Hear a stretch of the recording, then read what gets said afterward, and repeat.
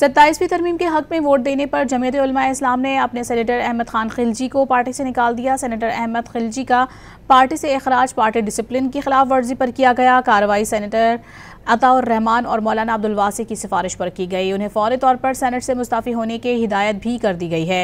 जमीयत उलमाए इस्लाम के तर्जुमान का कहना है कि इस्तीफ़ा न देने पर इलेक्शन कमीशन से रुजू किया जाएगा।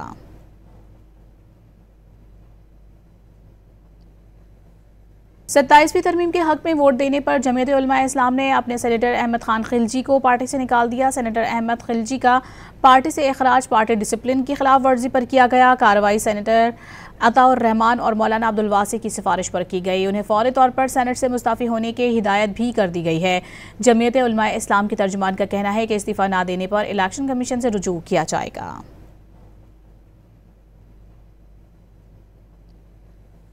27वीं तरमीम के हक में वोट देने पर जमीयत उलमाए इस्लाम ने अपने सेनेटर अहमद खान खिलजी को पार्टी से निकाल दिया। सेनेटर अहमद खिलजी का पार्टी से इखराज पार्टी डिसिप्लिन की खिलाफ वर्जी पर किया गया। कार्रवाई सेनेटर अताउर रहमान और मौलाना अब्दुल वासी की सिफारिश पर की गई। उन्हें फौरी तौर पर सेनेट से मुस्ताफ़ी होने की हिदायत भी कर दी गई है।